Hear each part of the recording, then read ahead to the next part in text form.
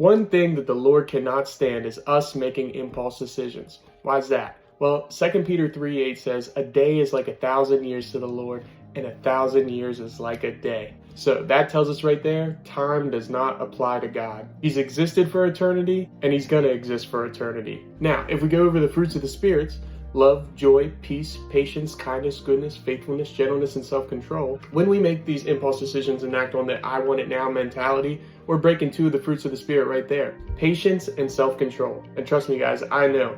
Before I dedicated my life to Christ, I was the king of impulse decisions. It was something I really struggled with. One day when I was 20 years old, I went out. I said, I'm buying my dream car today and I'm not coming back until I do.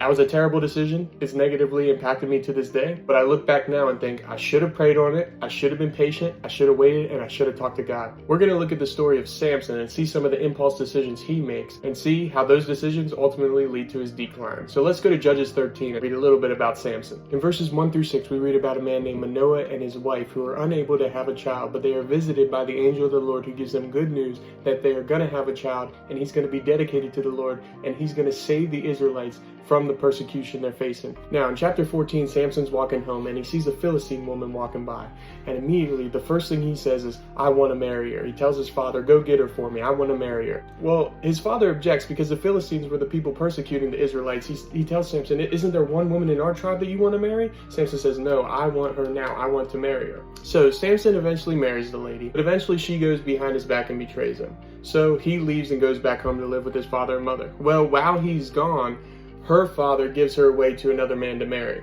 So Samson goes back, he's looking for his wife, he gets super mad. So what does Samson do again? He acts on impulse. He burns all of the grain fields down so that the Philistines have no food. What does this cause to happen? The Philistines end up killing Samson's wife and his father-in-law, but then they start attacking the men of Judah. So Samson's impulse decisions cause more destructions when he should have just been patient, had self-control, and asked the Lord for the wisdom on what to do in the situation. Then Samson does not learn from his lessons. He ends up falling with another Philistine woman named Delilah. Well, Delilah's motives are to eventually get Samson to tell her the secret to his strength so she can turn him into her people. And that's exactly what happens after a while.